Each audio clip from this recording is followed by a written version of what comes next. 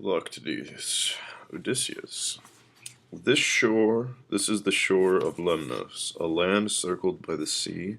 It's uninhabited, and no mortal sets foot on it.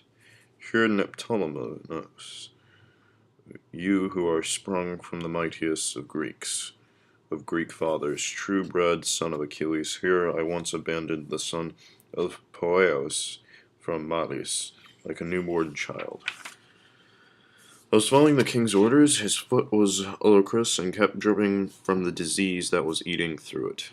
We couldn't put our hands on it to a libation or sacrifice in peace and quiet. Each time he would fill the whole camp with inauspicious savage cries, shouting and groaning.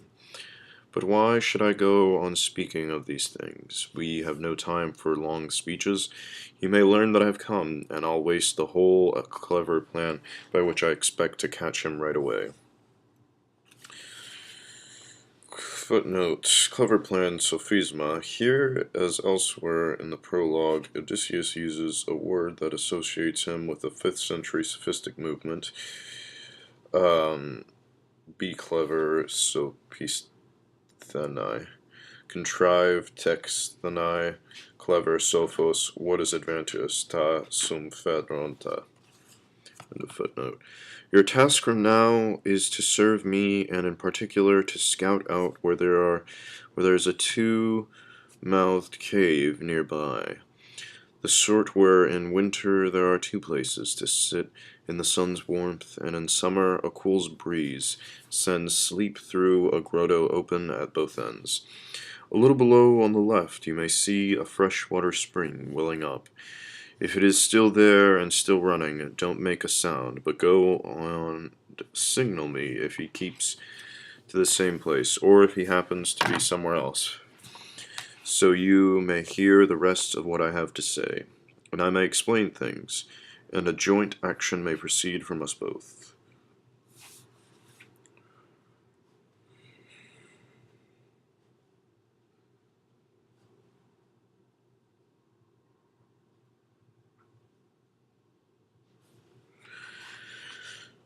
Neptolemus. King Odysseus, the task you speak of is not far off. I think I see the sort of cave you mentioned. Odysseus. Up above or below? I don't have a clear picture. Neptolemus. Here above, and there's not a sound or of a footstep. Odysseus. See if he happens to be asleep, taking shelter inside.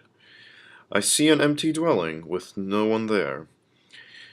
Is there no provision within that would make it a home? Yes, a pressed-down bed of leaves, as if someone were camping inside.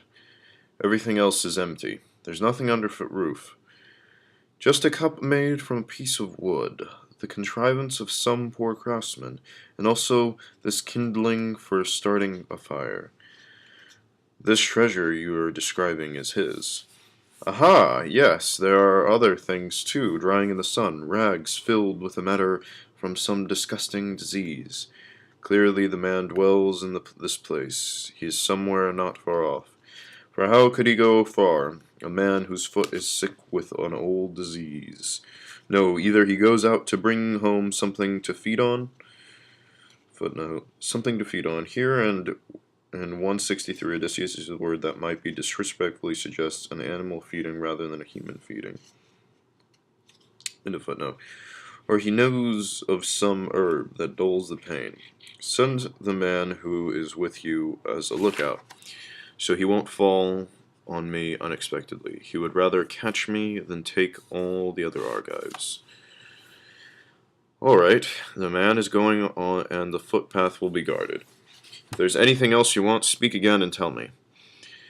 Son of Achilles, you must be noble in what you've come for, not only physically, but if you hear something new that you haven't heard previously, you must be of service, since you're here as a servant.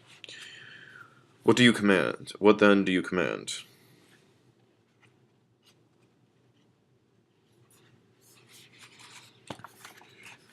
You must by speaking see that your device deceive Philoctetes' mind with your words.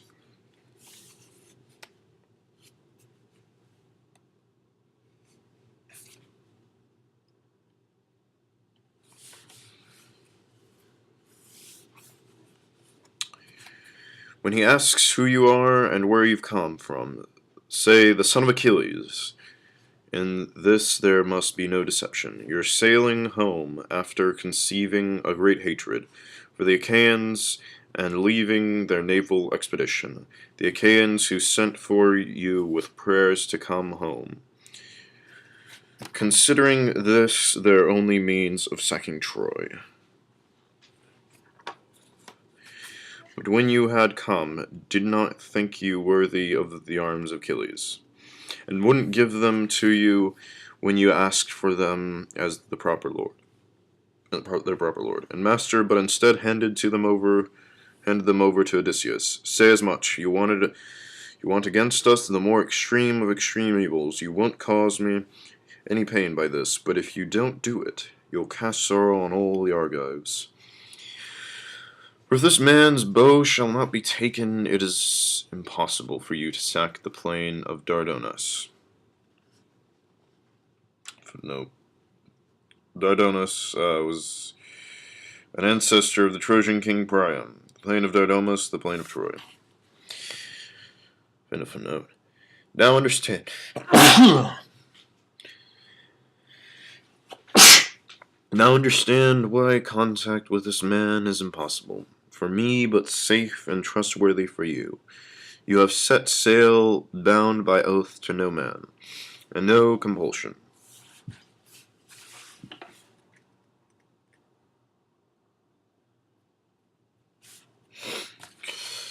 Nor were you part of the first expedition, but I can deny none of these things. So if he catches sight of me while master of his bow, I'm lost.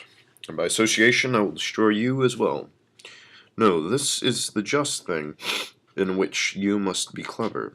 So you may become the thief of the invincible weapons. I know well, my son, that by nature you were not born to contrive such things or utter such evils. Since, however, the possession of victory is something sweet to gain, bring yourself to do it. Will appear to be just on another occasion. Give yourself to me now for a brief portion of a day. For something shameful, and then the rest of time be called the most pious of all mortals.